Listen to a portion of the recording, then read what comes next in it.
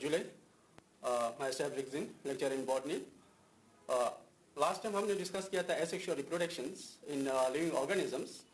Asexual reproduction में last time हमने discuss किया था यानी फिशंस, फिशन की टाइप्स जैसे कि मल्टीपल फिशंस, बाइनरी फिशंस हमने डिस्कस किया था. इसके अलावा हमने फ्रेगमेंटेशन भी पढ़ा, बर्डिंग भी पढ़ा था. यूनिसेलुलर में, मल्टीसेलुलर में हमने बर्डिंग्स पढ़ा था.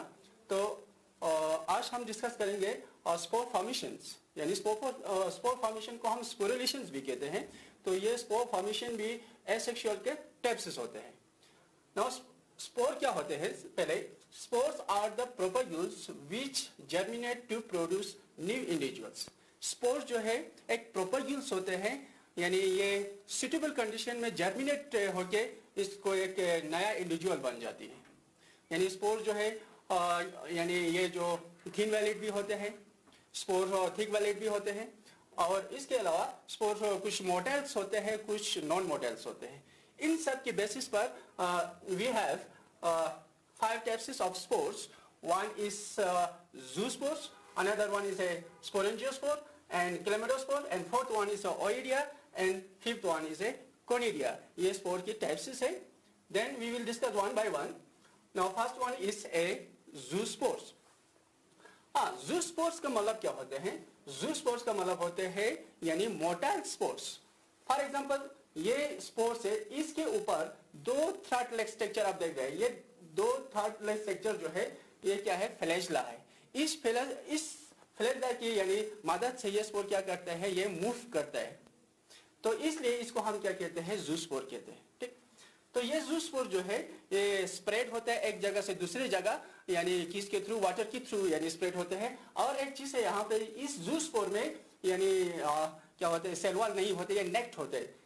क्या कहते हैं? Zoospore is a special kind of motile naked and flagellate spores produce inside the sporangia. Sporangia किसको कहते हैं? इसको कहते हैं. ये सेक लेग स्ट्रक्चर यहाँ पे आप देख रहे हो, सेक लेग स्ट्रक्चर या बैक लेग स्ट्रक्चर जो देख रहे हैं, इसको हम स्पोरेंजिया या स्पोरेंजियम कहते हैं. इसके अंदर ये जूस्पोर जो है क्या करते हैं? वहां पे स्टोर होते हैं या ग्रो होते हैं. ठीक है. तो इस स्पोर के ऊपर जो है फ्लैजेला होने की वजह से इसको जूस्पोर कहते हैं, और ये स्प्रेड होते हैं किसके थ्रू? यानी वाटर के थ्रू स्प्रेड होते हैं. फिर ये स्पोर कहीं जगह पे फेवरेबल कंडीशन उसको मिल जाते हैं, तो इस स्पोर को फिर से नया इंडिविजुअल बन जाती है. इसमें एग्जांपल है फाइटोप्थोरा अल्बिगो. ये फंगस है. फाइटोप्थोरा और अल्बिगो फंगस है. इसके अलावा और भी यानी एग्जांपल के तौर पर हम अलगी में भी ले सकते हैं, जैसे कि उसमें उलूथरेक्स है, कैलेम्डोमोनास है. यानी ये एग्जांपल है किसका? जूस्पोर का. नेक्स्ट यानी टाइप्स ऑफ स्पोर्स है स्पोरेंजियोस्पोर्स. ठीक. These are non-motile spores produced inside the sporangia. They are usually dispersed by wind and germinate to produce new mycelium. Example: Rhizopus, Mucor, etc. Sporangiospores क्या होते हैं?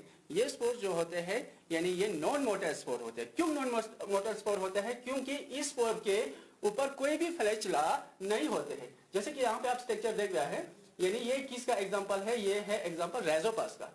तो जिसको हम क्या कहते हैं? ब्रेड मोल्ड भी कहते हैं. तो यहाँ पे क्या है? ये वाला सेक लेग स्ट्रक्चर जो है इसको हम स्पोरेंजियम कहते हैं. इस स्पोरेंजियम के अंदर जो होते हैं स्पोर, इसको हम क्या कहते हैं? स्पोरेंजियोस्पोर कहते हैं, क्योंकि इसके ऊपर कोई भी यानी फ्लैजेला वगैरह नहीं होते. यानी कभी इस स्पोर को यानी कभी इस स्पोर को हम क्या कहते हैं? इंडोस्पोर भी कहते हैं. क्यों कहते हैं इंडोस्पोर? क्योंकि ये स्पोर यानी किसी सेक लेग स्ट्रक्चर के अंदर यानी ग्रो होता है, इसलिए इसको हम क्या कहते हैं? इंडोस्पोर.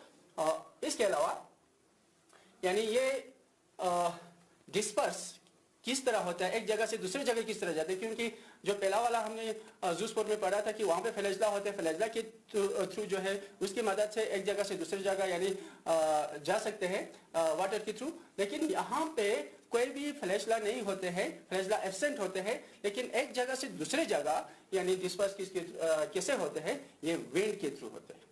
यानी विंड के थ्रू एक जगह से दूसरी जगह यानी ये डिस्पर्स होते हैं. जहाँ पे फेवरेबल कंडीशन मिलते हैं वहां पे ये फिर से नया इंडिविजुअल बनते हैं. एग्जाम्पल यहाँ पे मैंने बताया जैसे कि राइजोपस है, मकर है, एटसेट्रा. राइजोपस में जैसे कि यहाँ राइजोपस का यहाँ पे ये स्ट्रक्चर है, तो राइजोपस को ब्रेड मोल्ड भी कहते हैं. कभी आपने नोटिस किया होगा जब हम घर में यानी हमारा कोई रोटी या कोई ब्रेड जो स्लाइस जो है कुछ दिन के लिए वहाँ पे फेंक के रखते हैं, तो उस ब्रेड स्लाइस के ऊपर यानी व्हाइट कॉटन मास टाइप का वहाँ पे एक स्ट्रक्चर आ जाती है, तो वो क्या होते हैं, वो यही राइजोपास आ जाती है वहाँ पे रेजोपास ग्रो हो जाती है। तो रेजोपास का यानी वहाँ पे व्हाइट कलर से होते हैं ना, ये रेजोपास होते हैं। वो क्या होते मतलब व्हाइट कलर क्यों होते हैं, क्योंकि फंगस का दो स्टेज होते हैं, एक है वेजिटेटिव स्टेज, दूसरा होते हैं रिप्रोडक्टिव स्टेज। वेजिटेटिव स्टेज जो है वो ट्रांसपेरेंट या व्हाइट कलर होते हैं, इसलिए पहले जो वहाँ पे व्हाइट कोटिंग से बनते हैं ब्रेड पे, फिर इसके बाद कुछ दिनों के बाद क्या हो जाता है, ग्रीन कलर या ब्लैक कलर आ जाती है, ब्लैक कलर आ जाती है। वो क्या हो जाता है, जब रिप्रोडक्टिव फेज में आ जाती है तो इसकी कलर चेंज हो जाती है, कलरफुल हो जाती है, या तो ग्रीन कलर होगा या ब्लैक हो जाती है। ठीक है, तो ये स्पोरेंजियोस्पोर्स है। अब नेक्स्ट इसका टाइप्स है क्लैमिडोस्पोर्स। क्लैमिडोस्पोर्स क्या होते हैं, देखिए क्लैमिडोस्पोर्स हैफिया के अंदर स्पोर्स बनते हैं ना। व्हाट इज हैफिया, यानी हैफिया क्या होते हैं कि रेवन लेग स्ट्रक्चर होते हैं, जो फंगस का जो स्ट्रक्चर होते हैं ना, फंगस का स्ट्रक्चर, फंगस का बॉडी जो है वो क्या होते हैं, रेवन लेग स्ट्रक्चर होते हैं। तो उस रेवन लेग स्ट्रक्चर को हम क्या कहते हैं, हैफिया कहते हैं। ठीक है, अगर ग्रुप ऑफ हैफिया हो तो इसको हम क्या कहते हैं, माइसिलियम कहते हैं। तो इस केसेस में क्या होता है क्लैमिडोस्पोर्स में, this are the thick well resting spores produced directly from the hyphaeal cells. They store reserved food material and capable of withstanding to long unfavorable conditions. अब ये इसमें क्या मतलब खासियत होते हैं, देखिए एक तो ये हैफिया के अंदर ही ये स्पोर बनते हैं, दूसरा इसमें क्या होता है कि ये इस स्पोर के वॉल जो है थिक होते हैं, और थिक होने की वजह से ये अनफेवरेबल कंडीशन में ये स्पोर जो है यानी लंबी देर तक ये यानी वहां पे जिंदा रह सकते हैं, यानी अनफेवरेबल कंडीशन में भी ये स्टैंड रह सकते हैं। कौन सा, यानी क्लैमिडोस्पोर्स। क्लैमिडोस्पोर्स की वॉल जो है थिक होता है, और एक इसमें और एक इम्पोर्टेंट पॉइंट है, ये इसके अंदर फूड मटेरियल स्टोर रहते हैं, और यानी ये अनफेवरेबल कंडीशन में भी ये जिंदा रह सकते हैं। तो नेक्स्ट इसमें क्या होते हैं, नेक्स्ट स्टेप है ओइडिया। अब ओइडिया में क्या होते हैं, देखिए oidia, the hyphal breaks into its component cells our small pieces which behave like spores. The oidia are usually formed under condition of excess water, sugar and certain salt, and it cannot survive under unfavorable conditions. देखिए अब क्या होते हैं कुछ cases में हैफिया, ये हैफिया आप पता चल गया कि फंगस की जो बॉडी स्ट्रक्चर जो होते हैं वो क्या होते हैं, हैफिया टाइप्स होते हैं, रेबन लाइक स्ट्रक्चर्स होते हैं। तो जब कभी एनवायरमेंट में एक्सेस ऑफ वाटर हो जाती है, सॉल्ट की कंसंट्रेशन ज्यादा हो जाती है, और क्या कहते हैं शुगर की कंसंट्रेशन ज्यादा हो जाती है, तो क्या हो जाते हैं हैफिया जो कंट्रैक्ट होके यानी ये ब्रेक हो जाते, ब्रेक डाउन हो जाते हैं, ब्रेक्स इनटू यानी इट्स कंपोनेंट सेल, यानी छोटे छोटे यानी इसमें क्या पीस बनते हैं सेल, यानी इट बिहेव्स लाइक ए क्या हो जाते हैं, इसको स्पोर का काम करते हैं। ठीक है, अब नेक्स्ट है कोनिडिया। कोनिडिया ये भी एक यानी स्पोर्स का टाइप्स है। तो यहाँ पे एग्जांपल है दो, पेनिसिलियम, दूसरा है एस्परजिलोस। कोनिडिया में क्या होते हैं, this are non motile spore produce singly or in a chain by contraction at the tips or a lateral set of a special hyphaeal branches conidiophores. यहाँ पे आप देख रहे हैं, तो यहाँ पे इसका हैफिया या माइसिलियम जो भी कहे आप, यहाँ पर भी है माइसिलियम, इसके एक स्पेशल ब्रांचेस निकल जाते हैं यहाँ से। इस स्पेशल ब्रांच को हम क्या कहते हैं, कोनिडियोफोर। इसको हम क्या कहते हैं, कोनिडियोफोर। ठीक है, इस कोनिडियोफोर्स के ऊपर यानी चेन फॉर्म में स्पोर्स यानी ग्रो करते हैं। यहाँ पर भी आप देख रहे हैं कि यहाँ पर भी चेन फॉर्म में है। ठीक है, ये सिंगली भी हो सकते हैं या चेन फॉर्म में भी हो सकते हैं, लेकिन ये नॉन मोटाइल होते हैं। और मैं एक चीज बता दूं आपको, स्पोर दो तरह के होते हैं, एक एक्सोस्पोर, एक इंडोस्पोर। एक इंडोस्पोर हमने जैसे कि हम स्पोरेंजियोस्पोर में बताया कि ये सेग लाइक स्ट्रक्चर के अंदर ग्रो होते हैं, इसलिए हम इसको इंडोस्पोर कहते हैं। तो यहाँ पे जो स्पोर ग्रो करते हैं किसी बॉडी के ऊपर, यहाँ है ना, ये एक फंगल का स्ट्रक्चर है, उसके ऊपर ये स्पोर सब ग्रो हो रहा है, इसलिए इसको हम एक्सोस्पोर कहते हैं। तो ये एक्सोस्पोर होते हैं और नॉन मोटाइल होते हैं, और ये जब स्प्रेड होना हो किसके थ्रू होते हैं, विंड के थ्रू होते हैं। तो एग्जांपल पेनिसिलियम है, एस्परजिलोस है, यानी अगर सिंगल वाले यानी स्पोर्ट का एग्जांपल दे तो इसमें फाइटोप्थोरा भी आ जाती है, ठीक है। तो ये कुछ टाइप्स है स्पोर्ट्स का। तो हमारे पास 5 तरीके की टाइप्स है स्पोर्ट का। एक है जू स्पोर्ट, दूसरा है स्पोरेंजियोस्पोर, तीसरा है क्लेमाइडोस्पोर, फिर है ओइडिया और लास्ट वन कोनेडिया, ठीक है। ये है स्पोर्ट्स यानी स्पोर्ट्स की टाइप्स। नेक्स्ट हम डिस्कस करेंगे वेजिटेटिव प्रोपगेशंस, यानी ये वेजिटेटिव प्रोपगेशंस भी एसेक्सुअल का टाइप्स होते हैं, वेजिटेटिव प्रोपगेशंस, ठीक है। अब होता क्या चीज है vegetative प्रोपगेशंस? Vegetative propagations is the process of multiplication in which a portion of fragment of the plant's body function as they propagate and develops into new individuals। यानी ये vegetative propagation या vegetative reproduction एक ही है। तो vegetative propagation में क्या होता है, प्लांट्स के vegetative parts से यानी या vegetative parts के फ्रेगमेंट से कोई भी नया इंडिविजुअल बनते हैं तो उसको हम क्या कहते हैं, वेजिटेटिव प्रोपगेशन। यानी वेजिटेटिव पार्ट से नया इंडिविजुअल बन जाती है, उसको हम क्या कहते हैं, वेजिटेटिव प्रोपगेशन। अब इस वेजिटेटिव प्रोपगेशन को समझने के लिए मैं इसका मदद लेता हूं। फॉर एग्जांपल देखिए, ये है प्लांट्स, एक प्लांट्स है, तो आपको यहाँ पे मैं समझाऊंगा यानी वेजिटेटिव पार्ट्स किसको कहते हैं। तो प्लांट्स में 2 सिस्टम होते हैं, एक है रूट सिस्टम, दूसरा होता है शूट सिस्टम, ठीक है। रूट में जैसे कि ये प्राइमरी रूट है, इसकी ब्रांचेस है, सेकेंडरी रूट वगैरह ये सब है, ठीक है। फिर इसके अलावा ग्राउंड के ऊपर अबव द ग्राउंड वहां पे क्या मिलेगा हमें, इसकी शूट सिस्टम। शूट सिस्टम में क्या होता है, मेन स्टेम होते हैं, ब्रांचेस होते हैं, लीव्स होते हैं, ठीक है। इसके अलावा यहाँ पे क्या होते हैं, फ्लावर्स होते हैं। तो फ्लावर को छोड़कर प्लांट्स में और बहुत सारे यहाँ पे पार्ट्स है, ये सब पार्ट्स को हम क्या कहते हैं, वेजिटेटिव पार्ट्स कहते हैं, एक्सेप्ट फ्लावर।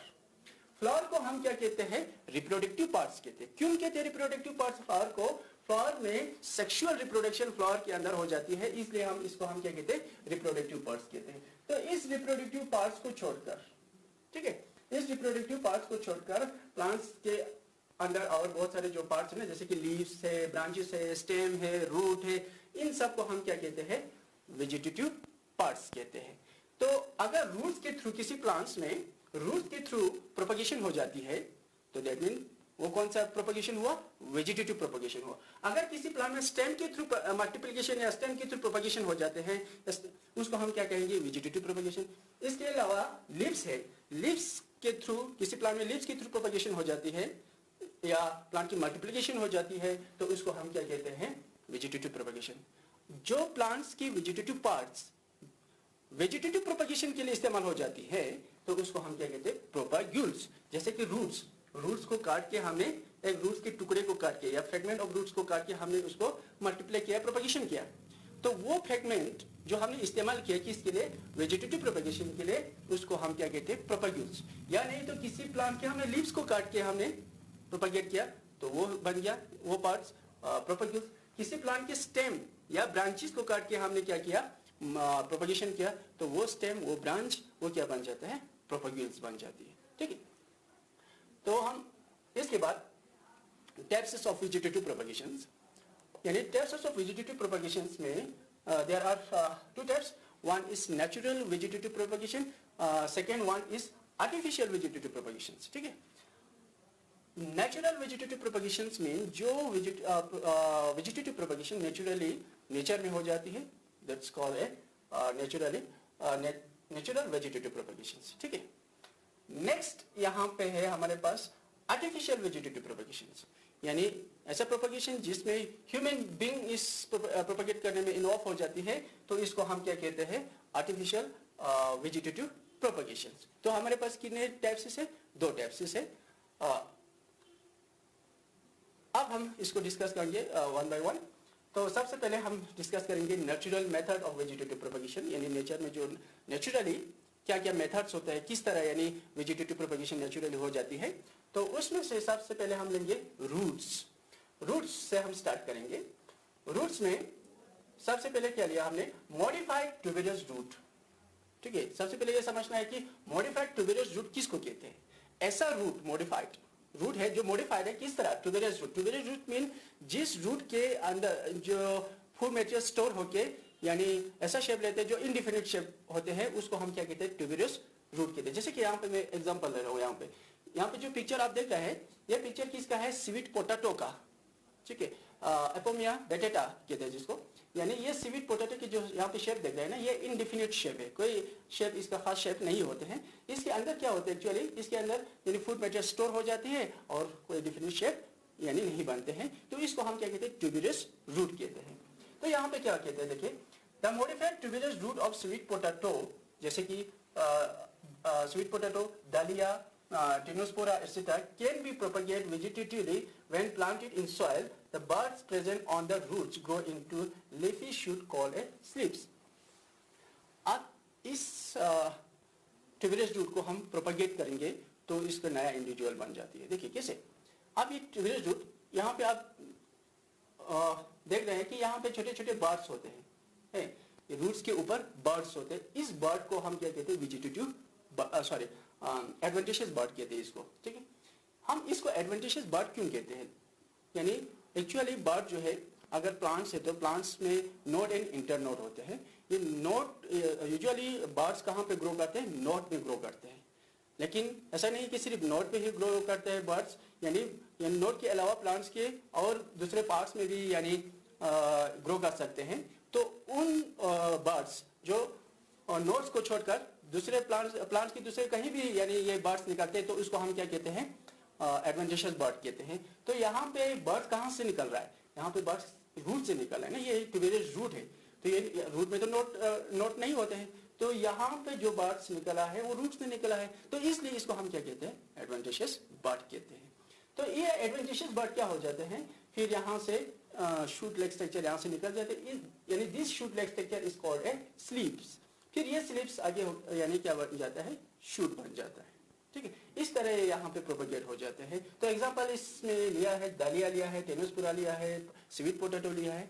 इसके अलावा यानी कुछ और भी ट्रीज है, प्लांट है, जैसे कि दलबर्जिया शिशु जिसको हम शीशम कहते हैं, और पपलोस जो सफेदा होते हैं, उनके नॉर्मल रूट्स, वहां पे ये ट्यूबेरस रूट नहीं होते, उनमें नॉर्मल रूट होते हैं। उन नॉर्मल रूट के ऊपर भी एडवेंटिशियस बर्ड होते हैं, तो वो बर्ड्स, उन बर्ड के थ्रू फिर वो प्लांट्स भी वेजिटेटिवली यानी क्या हो जाते हैं, ग्रो हो जाते हैं रूट्स के थ्रू, ठीक। नेक्स्ट, अंडरग्राउंड मॉडिफाइड स्टेम, यानी स्टेम जो है अंडरग्राउंड है और मॉडिफाइड है, पहले इसको समझना। यानी स्टेम यूजुअली कहाँ होते हैं, अबव द ग्राउंड होते हैं। रूट कहाँ होते हैं, अंडर द सॉइल होते हैं, ठीक। लेकिन जरूरी नहीं है कि कुछ स्टेम जो है वो अंडर द ग्राउंड भी पाए जाते हैं और कुछ रूट जो है यानी अबव द ग्राउंड में भी होते हैं, ठीक। तो अब बच्चों को ये प्रॉब्लम हो जाती है किस तरह इसको आइडेंटिफाई करें, ये रूट्स है कि शूट है, क्योंकि यूजुअली स्टेम जो है, शूट जो है अबव द ग्राउंड हो जाते हैं, लेकिन यहाँ पे क्या करें, कुछ स्टेम जो है वो अंडर द ग्राउंड भी होते हैं। तो एक मेन कैरेक्टर है वो है नोड एंड इंटरनोड। अगर वहां पे नोड एंड इंटरनोड हो, अगर ऐसा प्लांट के पार्ट जो ग्राउंड से नीचे हो, सॉइल के नीचे हो, लेकिन वहां उस पार्ट में नोड एंड इंटरनोड प्रेजेंट होता है, इसका मतलब है वो शूट है या स्टेम है, ठीक है। अगर उसमें नोड एंड इंटरनोड नहीं है, इसका मतलब वो रूट है, ठीक है। तो आप किस तरह पहचानेंगे रूट और शूट को, नोड और इंटरनोड के बेसिस पर। नोड और इंटरनोड प्रेजेंट है तो वो शूट है, स्टेम है। अगर नोड एंड इंटरनोड नहीं है दैट मीन वो रूट है, ठीक है।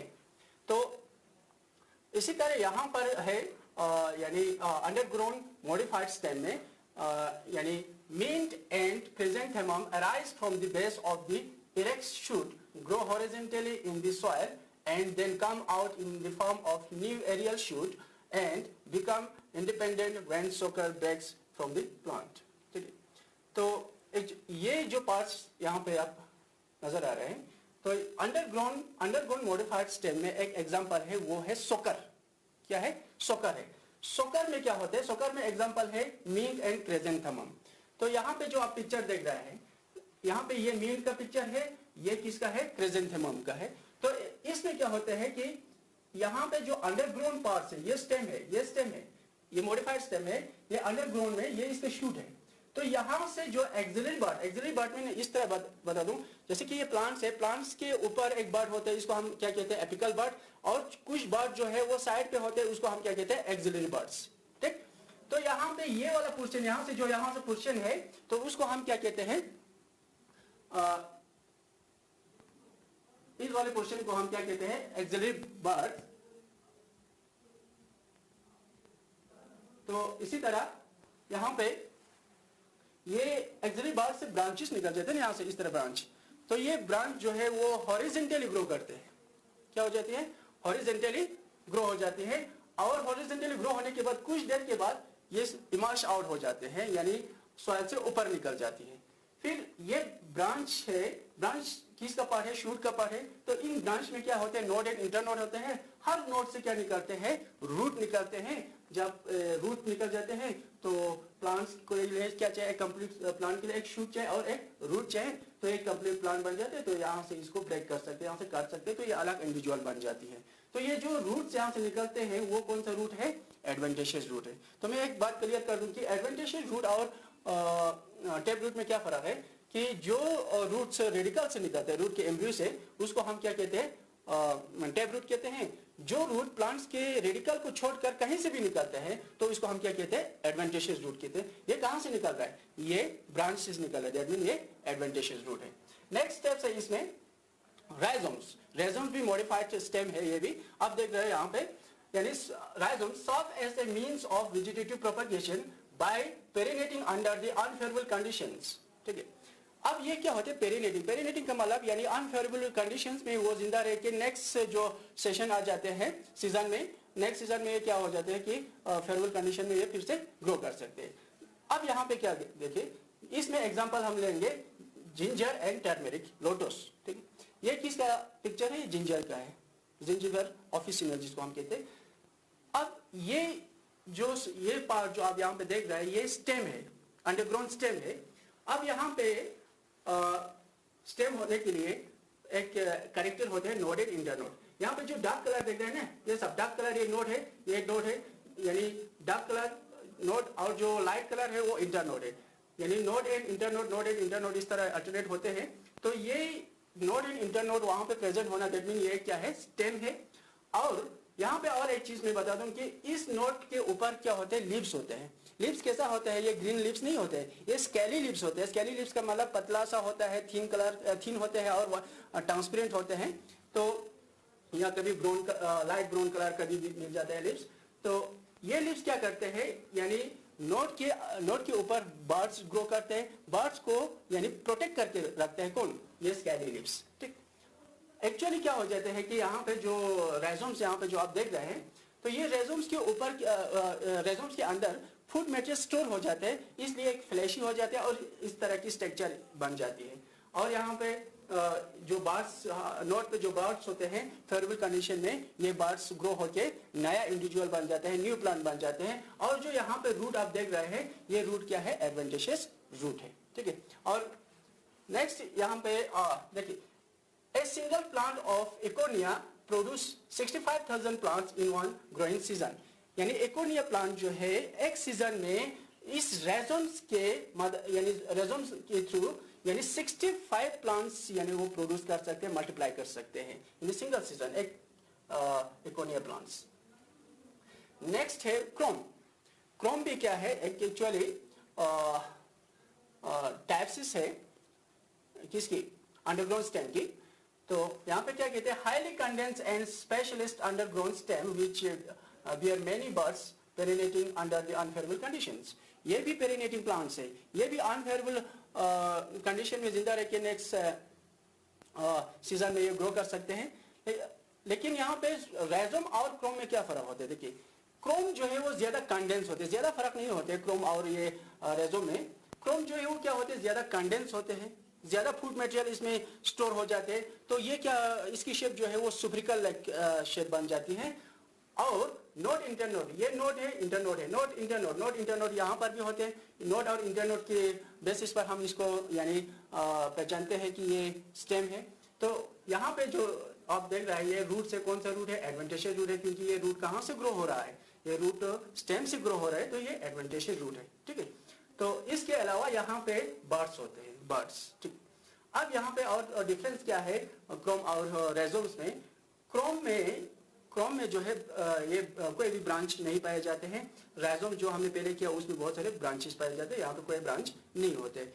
और यहाँ पे बर्ड्स ज्यादा होते हैं एज कम्पेयर टू राइजोम्स, तो यही फर्क होते हैं। तो इसमें एग्जाम्पल जो है क्या है, बनाना है, क्रोकोस है, ठीक है। तो क्रोकोस की किसको कहते हैं? सेफ्रॉन जो कहते हैं ना, उसको हम क्रोकोस कहते हैं, ठीक है। बनाना तो आपको पता है। तो यानी बनाना में भी वेजिटेटिव प्रोपगेशन हो जाते हैं, किसके थ्रू? क्रोम के थ्रू। इसके अलावा इस बनाना के अलावा यानी क्रोकोस में भी वेजिटेटिव प्रोपगेशन हो जाते हैं क्रोम के थ्रू, ठीक है। ब्लब्स, यानी ब्लब्स में जैसे कि आप देख रहे हो यहाँ ये स्ट्रक्चर जो अनियन का स्ट्रक्चर्स है, इसको हम क्या कहते हैं? ब्लफ कहते हैं। अनियन में क्या होता है? देखिए, bulbs of onion, lilies, garlic etcetera serve as the means of vegetative propagation by producing plants when sown in the soil. ये जो है ब्लब्स का स्ट्रक्चर जो आप देख रहे हो, स्ट्रक्चर जो है ये ब्लफ है अनियन का। यहाँ पे ये वाला पार्ट इसको स्टेम कहते हैं, बिल्कुल रिड्यूस होता है स्टेम। और ये जो रूट देख रहे हैं ये एडवेंटिशियस रूट है, और ये जो है स्कैली लिप्स है। तो यहाँ पे क्या होते हैं? बर्ड होते हैं। ये वाला पार्ट जो सेंटर में जो बर्ड है, ये इसको हम यानी टर्मिनल बर्ड कहते हैं, और जो साइड में बर्ड्स है उसको हम क्या कहते हैं? एक्सिलरी बर्ड्स कहते हैं। और जब ये ग्रो हो जाते हैं तो डटर बर्ड्स यहाँ पे निकलते हैं। इस तरह यानी अनियन को हम प्रोपगेट कर सकते हैं यानी ब्लब्स के थ्रू। नेक्स्ट है ट्यूबर। ट्यूबर का एग्जांपल हम पोटैटो ले सकते हैं, बेस्ट एग्जांपल है सोलानियम ट्यूबेरिज्म। तो इसमें क्या है, देखिए ये जो पोटैटो हम इस्तेमाल करते खाते हैं वो स्टेम है। तो स्टेम को पहचानने के लिए क्या चाहिए? Node and internode. तो आपने पोटैटो में आई देखा होगा, पोटैटो आई कहते हैं जिसको, वो बर्ड्स होते हैं। और यहाँ बहुत सारे यहाँ पे पोटैटो आई मिलेगा, वो सब नोड होते हैं, बाकी सभी क्या होते हैं? इंटरनोड होते हैं। नोड इन इंटरनोड होना जैसे यानी एक कैरेक्टर है किसका? स्टेम का। तो इन बर्ड के अंदर क्या सॉरी इन आई के अंदर बहुत सारे बार्ड्स होते हैं। फिर इस बार्ड से क्या निकल जाते हैं? शूट निकल जाते हैं। इस तरह पोटैटो का हम क्या कर सकते हैं? प्रोपगेट कर सकते हैं, ठीक। फिर क्रीपिंग स्टेम है, उसमें क्रीपिंग स्टेम किसको कहते हैं? जो स्टेम सीधा नहीं हो पाते हैं, इरेक्ट नहीं हो पाते हैं, उसको हम क्या कहते हैं? क्रीपिंग स्टेम कहते हैं, ओके। तो इसमें एग्जांपल है रनर है, स्टोलन है और ऑफसेट है। रनर में क्या है? देखिए रनर में ये वाला एग्जांपल देता हूं मैं। रनर में जो स्टेम है यहाँ पे स्टेम, तो स्टेम के एक्सिलरी पार्ट से ब्रांचेस निकल जाते हैं। तो वो ब्रांचेस हॉरिजॉन्टली ग्रो करते हैं और हर नोड पे क्या होते हैं? हर नोड पे यानी एडवेंटिशियस रूट निकलते हैं। तो इस तरह ये निकल जाते हैं, यानी मतलब क्या कहते हैं? प्रोपगेट करते हैं। यानी इसमें एग्जांपल है सेनोडोन और ऑक्सैलिस। नेक्स्ट आपको कहेंगे स्टोलोन। स्टोलोन आप देख रहे हो यहाँ पे ये वाला है, तो यहाँ से यानी एक्सिलरी पार्ट से निकलते हैं ब्रांचेस। फिर नेक्स्ट जैसे सॉइल पे टच करते हैं, फिर इसको नया प्लांट बन जाता है। इस तरह यानी ये फैलता है, जैसे कि फ्रेगेरिया है, जैसे स्ट्रॉबेरी में आपने देखा होगा, इस तरह ये प्रोपगेट करते हैं। नेक्स्ट आपको मिलेगा यानी इसका ऑफसेट का। ऑफसेट में क्या हो जाते हैं? इस तरह यानी एक इंटरनोड, यानी यहाँ से जो लेटरल ब्रांचेस निकलते हैं, यानी ब्रांचेस निकलने के बाद यहाँ पे नोड पे फिर से नया प्लांट बन जाते हैं। यानी ये और इसके बीच में यानी एक नोड का यानी फासला होता है, और जहाँ पे ये ग्रो करते हैं लीव्स, वो रोजेट फॉर्म में यानी ग्रो करते हैं। रोजेट फॉर्म का मतलब होते हैं एक ही जगह पर बहुत सारे लीव्स ग्रो करते हैं। तो ये हो गया कुछ यानी वेजिटेटिव प्रोपगेशन की टाइप्स। नेक्स्ट टाइम हम फिर से जो बाकी जिन्हें भी रहते हैं इसका डिस्कस करेंगे। फिलहाल इतना तक, थैंक यू, शुक्रिया।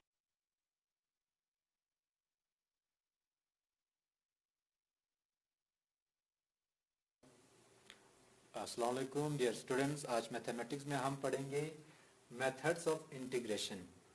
इंटीग्रेशन का पहला लेक्चर आप लोगों ने पढ़ा, उसमें सबसे जो इनिशियल मेथड होता है, आप ट्रिवियल मेथड कहेंगे, वो बाय इंस्पेक्शन मेथड होते हैं।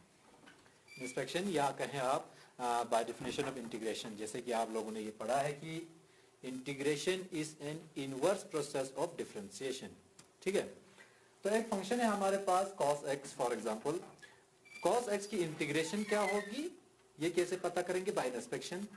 cos x किसका डिफरेंशिएशन है? cos x किसका डिफरेंशिएशन है? cos x है, आपको मालूम है, sin x का डिफरेंशिएशन cos x है, ठीक है। तो इनडिफिनिट इंटीग्रल में आपको किसी भी फंक्शन की, for example cos of x की जो इंटीग्रेशन करनी होगी, फॉर एग्जांपल अगर आपको कॉस ऑफ एक्स की इंटीग्रेशन निकालनी है तो आपका इसका इंटीग्रल एक फंक्शन आता है वापस, ठीक है। इसको इंटीग्रेट करने के बाद एक फंक्शन आता है, आपको मालूम है वो है साइन ऑफ एक्स, ठीक है। खाली साइन ऑफ एक्स, अकेला साइन ऑफ एक्स ऐसा फंक्शन नहीं है कि जिसको डिफरेंशिएशन करके कॉस एक्स आए, ठीक है। आपको इसको कोई भी कांस्टेंट आप ऐड कर दीजिए, तो ये constant infinite number of constant आप ऐड कर सकते हैं, ये इनफाइनाइट नंबर ऑफ आपको सॉल्यूशन मिल जाएंगे, ठीक है। तो कॉस एक्स की इनफाइनाइट आपको इंटीग्रल्स मिलेंगे, इसीलिए इसे इनडिफिनिट इंटीग्रल्स भी कहा जाता है। तो आज हम इंटीग्रेशन के कुछ मेथड्स बाय इंस्पेक्शन से आगे बढ़ के पढ़ेंगे। पहला मेथड है, उसमें आपको इसमें 3 मेथड्स मिल जाएंगे, integration by partial fractions, integration by parts. आज हम इंटीग्रेशन बाय सब्स्टिट्यूशन पढ़ेंगे। पहला वाला मेथड है जो इंटीग्रेशन बाय सब्स्टिट्यूशन।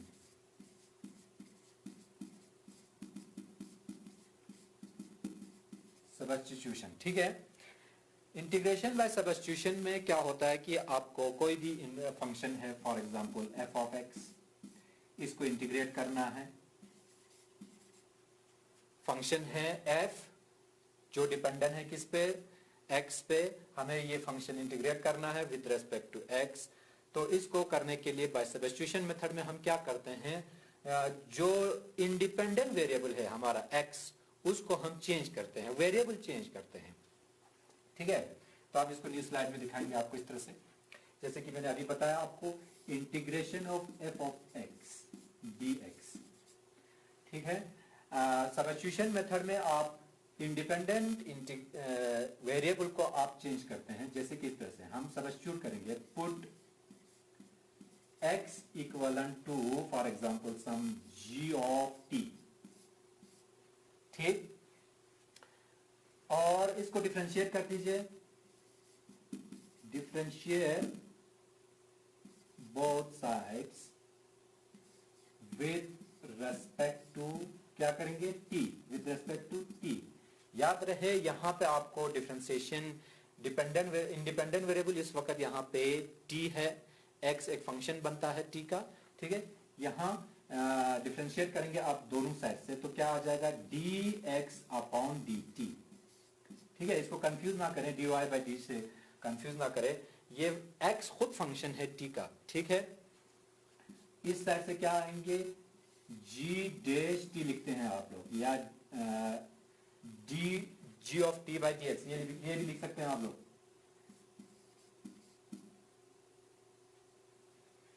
ठीक है, ये भी लिख सकते हैं आप, ठीक है। तो ये सब्स्टिट्यूशंस हम यहाँ पे करेंगे। फॉर एग्जांपल हम इस इंटीग्रल को वैल्यू मान लेंगे, चलिए आई से इसको हमने रिप्रेजेंट किया, तो यहाँ कुछ सब्स्टिट्यूशन करेंगे, dx equal to g dash t into dt।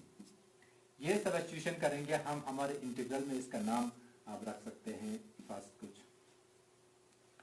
ठीक है। Substitute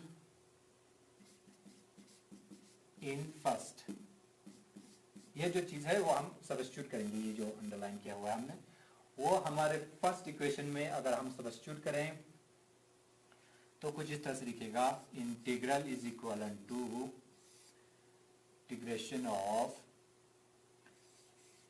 g dash t f of x dt, something like this, ठीक है। जिसको और थोड़ा सा मुझे लिखना पड़ेगा, यहाँ x की भी वैल्यू सब्स्टिट्यूट करनी है। ये देखिए, ये इंटीग्रेशन था हमारा, ये वाला integration of f of x dx, उसको हमने वेरिएबल, सॉरी dx है, उसको हमने वेरिएबल चेंज करना है, ठीक है, वेरिएबल चेंज करना है इस तरह से,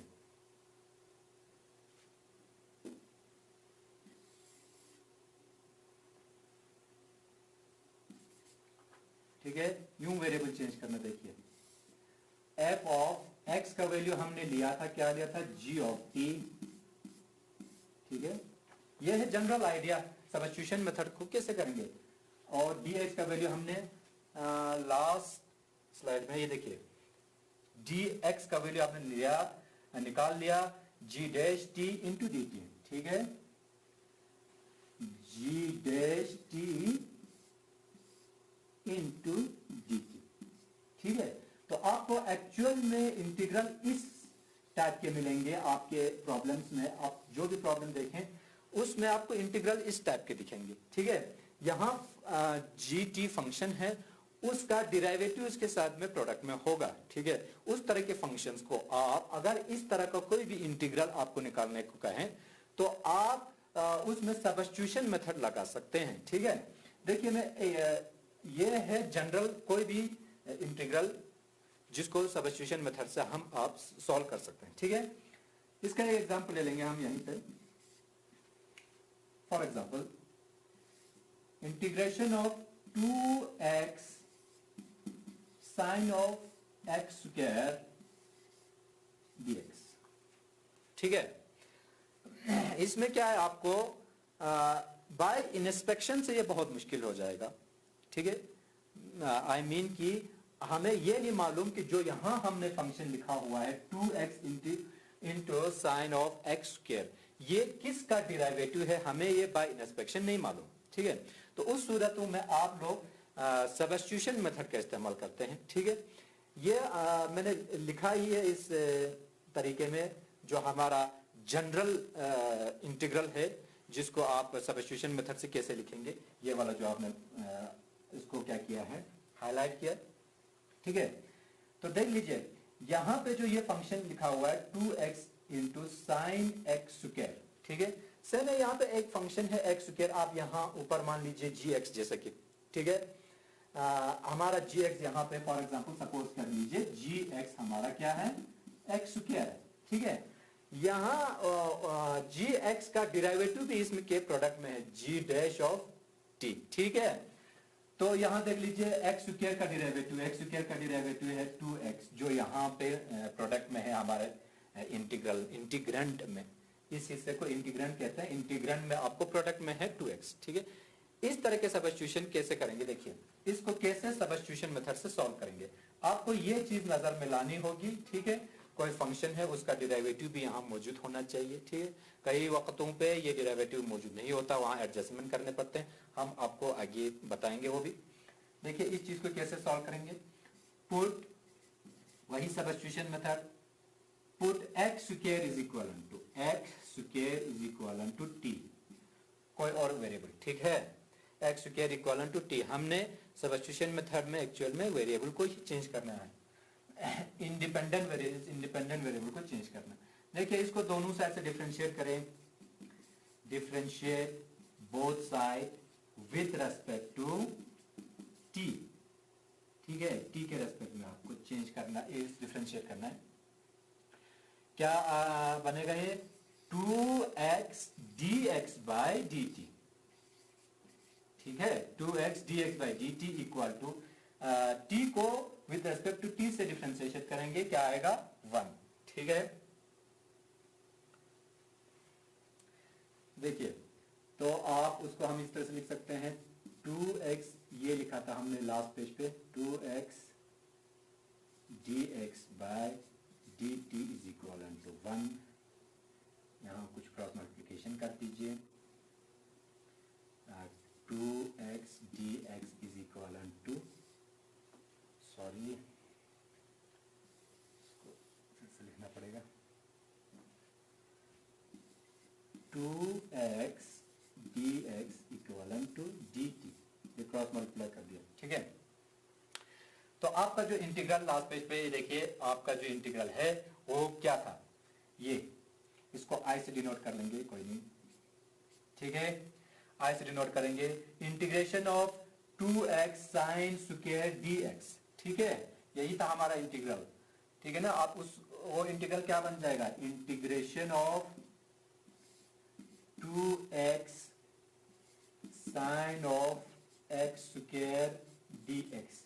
ये क्या बनेगा, जो ऊपर के सब्स्टिट्यूशंस करने पे यहां देख लीजिए 2x dx के बदले हम क्या लिख सकते हैं, 2x dx के बदले लिख सकते हैं dt, ठीक है।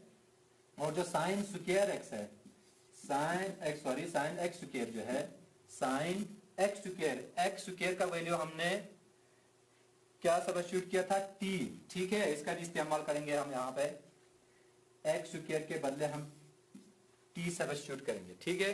तो ये जो हमारा सिंपल जो हमने शुरू में करके आया, सिंपल एक इंटीग्रेशन है बाय इंस्पेक्शन, आप लोगों को मालूम है।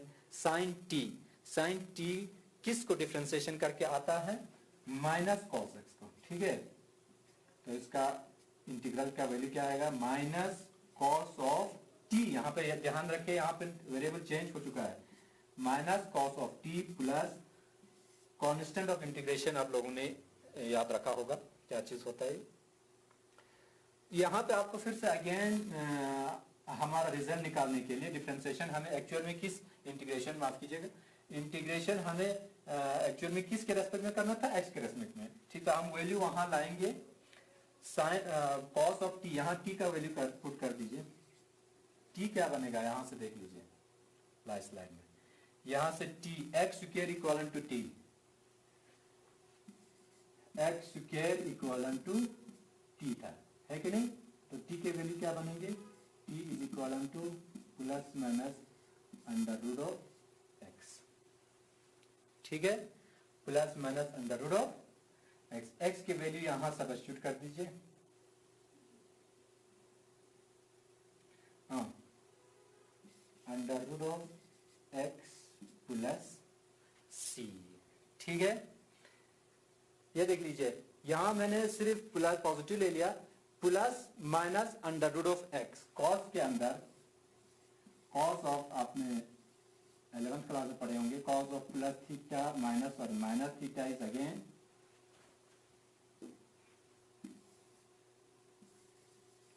Cos of minus theta is again cos theta, ये आपने पढ़ा हुआ है, कॉस नेगेटिव को एब्जॉर्ब कर लेता है, ठीक है। तो आप यहाँ पे सिर्फ रूट एक्स लिखिए चल जाएगा। तो आपका जो डेरिवेटिव है हमारा इंटीग्रल जो है, integration of 2x sine square x का क्या आ गया, minus cos of root x plus c, ठीक है। तो ये बाय सब्स्टिट्यूशन मेथड से किया हमने। बाय सब्स्टिट्यूशन में हमेशा याद रखिए, यहाँ पे जो जनरल जो इसका इंटीग्रल है वो मैंने लिखा हुआ है यहाँ पे, इसमें हाईलाइट करके कि फंक्शन होगा, उसका डेरिवेटिव आपको वहां नजर आएगा, उसी इंटीग्रेंड में आपको उसका डेरिवेटिव भी नजर आएगा, ठीक है। ऐसे हम इस पे प्रॉब्लम्स करेंगे कुछ सब्स्टिट्यूशन मेथड में, ठीक है।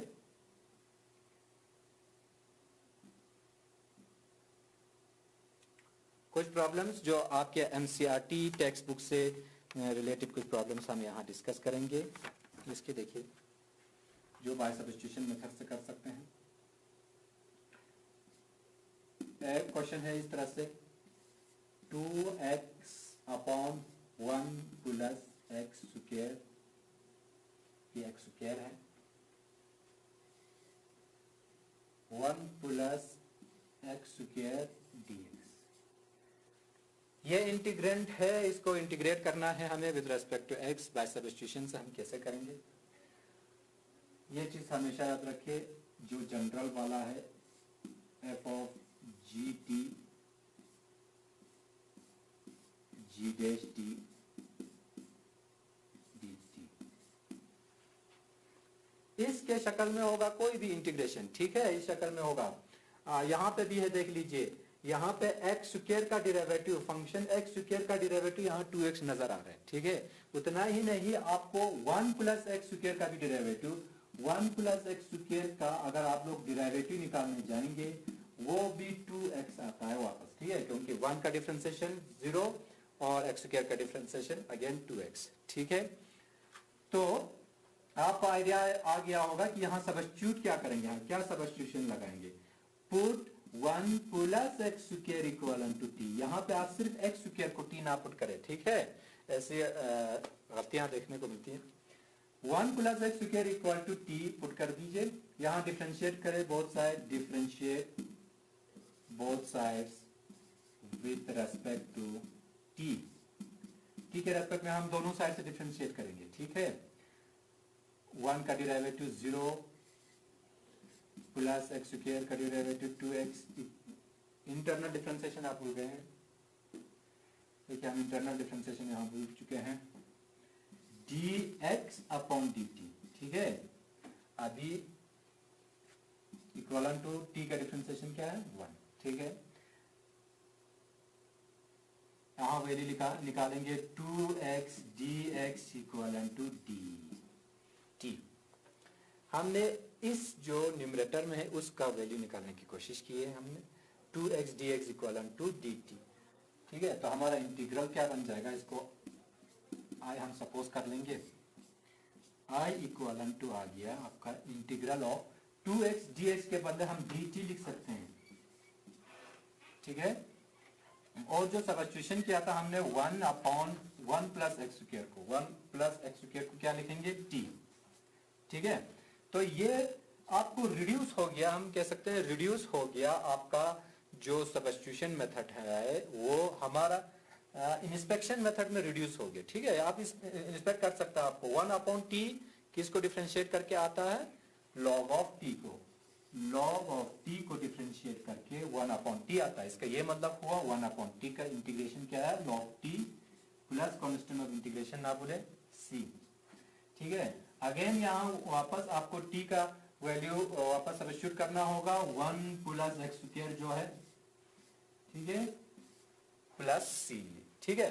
तो आपका जो इंटीग्रल था 2x upon this thing by substitution method, हमने उसका इंटीग्रेशन करके क्या वैल्यू आया, log of 1 plus x square plus C, ठीक है। इस तरह के कई प्रॉब्लम्स हैं, ये बहुत इजी वाला था। और एक प्रॉब्लम डिस्कस करेंगे इसके ऊपर। फॉर एग्जाम्पल आपको कई बार सब्स्टिट्यूशन मेथड का इस्तेमाल करना पड़ेगा एक ही क्वेश्चन में, ठीक है। जैसे कि ये वाला क्वेश्चन ले लेंगे हम, इंटीग्रल ऑफ, ये कुछ इस तरह से है, x upon e x square, फिर से लिखना पड़ेगा, integral of x upon e raise to power x square, ठीक है, dx। ये दिखने में बड़ा कॉम्प्लेक्स है पर बहुत आसान है, ये सब्स्टिट्यूशन मेथड से हो जाएगा। देखिए आप लोग फिर से नजर मारिए, यहाँ कौन सा फंक्शन है जिसका डेरिवेटिव यहाँ मौजूद है। देखिए एक्स स्क्वायर एक फंक्शन है यहाँ पे, एक्स स्क्वायर, अगर इसको डिफरेंशिएट करने जाए हम 2 इंटू एक्स, ठीक है। 2 इंटू एक्स हमें यहाँ न्यूमरेटर में नजर नहीं आ रहा है पर हम उसको एडजस्टमेंट कर सकते हैं, ठीक है। तो आपको आइडिया आ रहा होगा सब्स्टिट्यूट क्या करना है, क्या चीज हमें सब्स्टिट्यूट करना है। एक्स का डेरिवेटिव आपको लगभग यहाँ दिख रहा है, ठीक है। खाली एक्स तो इसका डेरिवेटिव नहीं है, ठीक है। अंदाजा आ रहा है कि हमें एक्स स्क्वायर को सब्स्टिट्यूट करना होगा, x square equal to t, ठीक है। Put x square equal to t, आप डिफरेंशिएट करें, वहीं differentiate both side with respect to t, t के रेस्पेक्ट में आपको डिफरेंशिएट करना है। तो ये आ जाएगा 2x dx equal to t, ठीक है। मैंने थोड़ा जल्दी कर दिया यहाँ पे, ये बहुत इजी स्टेप्स हैं। यहाँ हमें 2x dx नहीं है, यहाँ सिर्फ x है, उसका वैल्यू ले लेंगे, x dx का वैल्यू लेना पड़ेगा, ठीक है। इस t को यहाँ डिनोमिनेटर में ले लेंगे 1/2 dt। तो आपका इंटीग्रेशन यहाँ सॉल्व हो जाएगा इस इजी स्टेप से। क्या चेंज हो जाएगा, ये वेरिएबल सारे चेंज हो जाएंगे। x dx के बदले हमें क्या मिला, यहाँ पे x dx के बदले मिला हमें 1/2 dt, में dt को यहाँ लिख लूंगा। और जो आपका बच गया 1/e rays power x square, 1/e rays power x square, x square की वैल्यू क्या लिए थे हमने, t, ठीक है। ये इंटीग्रेशन चेंज हो गया, ये इंटीग्रल 1/2 बाहर ले सकते हैं, 1/2 बाहर ले सकते हैं, ठीक है। Integral of 1/e rays power t को क्या लिखेंगे, e rays power minus t लिख सकते हैं dt, ठीक। ये इंटीग्रल आपको मालूम है किस फंक्शन को इंटीग्रेशन करके। देखिए यहाँ पे आपको थोड़ी परेशानी हो सकती है, मैं इसको नए शीट पे लिखेंगे इस तरह से 1/2 integral of e raise power minus t d t. Ultimately आपको ये इंटीग्रल मिला। ठीक है, बहुत लोग यहाँ स्टक कर जाते हैं, ये इजी चीज है। अगर आप लोग और सब्स्टिट्यूशन करना चाहते हैं यहाँ पे और एक बार सब्स्टिट्यूशन कर ले, नहीं तो ये रिजल्ट आप लोगों ने इंस्पेक्शन मेथड में किया होगा, E raise power 2 into X. For example मैं एग्जाम्पल ले रहा हूँ, इसका इंटीग्रल है ई रेज पावर एक्स को क्या डिफरेंशिएशन करके वह ई रेज पावर 2 एक्स आएगा। इस किस फंक्शन को डिफरेंशिएशन करके ई रेज पावर 2 एक्स आएगा, वही फंक्शन ई रेज पावर 2 एक्स। ठीक है, और इसका जो इंटरनल डिफरेंशिएशन करना होता है वो आपको डिवीजन में अपॉन 2, ये आप लोगों ने इंस्पेक्शन मेथड में किया था। नहीं तो इसको आप और एक बार सब्स्टिट्यूशन मेथड से कर सकते हैं। देखिए कैसे करेंगे, put minus t is equal to for example कोई और एक वेरिएबल एस, डिफरेंशिएट करें, again differentiate both side with respect to s वर्ग, एस के रेस्पेक्ट में करना है। ठीक है, अब हमने क्या बनाया, इसको t को डिपेंडेंट वेरिएबल बनाया, s को इंडिपेंडेंट वेरिएबल बनाया। ठीक है, माइनस t को हमने सब्स्टिट्यूट किया हुआ है, minus t is equal to s. ठीक है, डिफरेंशिएट करें with respect to s, minus d t upon d s. s को विद रेस्पेक्ट टू s से डिफरेंशिएशन करेंगे 1 माइनस डी टी का वैल्यू क्या आएगा, या dt का खाली dt का वैल्यू ले लेंगे हम, हाँ देख लीजिए, हाँ dt रखेंगे हम यहाँ पे, सॉरी dt का वैल्यू क्या आ जाएगा माइनस ds। ठीक है, नेगेटिव को मैंने उस साइड कर दिया। यही आपको इस इंटीग्रल में सब्स्टिट्यूट करना पड़ेगा, आगे वाले ऊपर के हाफ ऑफ क्या था वो integral E raise power T minus T, E raise power minus T का क्या वैल्यू लिया था s। ठीक है, dt का क्या वैल्यू निकला माइनस ds, ये बनेगा नेगेटिव बाहर आ जाएगा 1 अपॉन इंटीग्रल में कौन रह गया e raise power s ds। ठीक है, ये इंटीग्रेशन बहुत इजी है, is equal to minus 1 upon 2 e raise power s का integration e raise power s वापस plus constant of integration c। मैं उसको फिर से लिखूंगा यहाँ, ये निकला आपको e raise power s ds का माइनस था यहाँ पे, तो minus 1 upon 2 e raise power s plus constant of integration minus 1 upon 2 s का वैल्यू ले लें। आपने s का क्या वैल्यू पुट किया था, s को हमने माइनस टी पुट कर दिया था। ठीक है, तो यहाँ आएगा माइनस टी प्लस सी। ठीक है, minus 1 upon 2 e raise power, अब माइनस टी का वैल्यू भी यहाँ वापस सब्स्टिट्यूट करें, सॉरी टी का वैल्यू सब्स्टिट्यूट करें। यहाँ पे क्या लिया था आप लोगों ने टी एक्स स्क्वायर। ठीक है, तो हमने यहाँ टी का वैल्यू वापस सब्स्टिट्यूट किया एक्स स्क्वायर प्लस सी, तो अल्टीमेटली आपको ये रिजल्ट्स आते हैं। ठीक है, यहाँ थोड़ा सा लेंथी मैंने इसलिए करा है क्योंकि ये जो सब्स्टिट्यूशन है 2 टाइम्स हमने यहाँ करना पड़ा। ठीक है, वो कर सकते हैं आप, जितने बार सब्स्टिट्यूशन लगाना पड़े आप कर सकते हैं ऐसा। ठीक है, ये थोड़ा लेंथी होने वाला है, तो स्टे होम कीप लर्निंग।